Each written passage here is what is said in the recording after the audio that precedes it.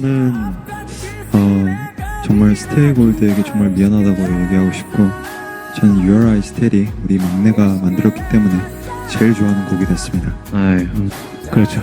감사합니다.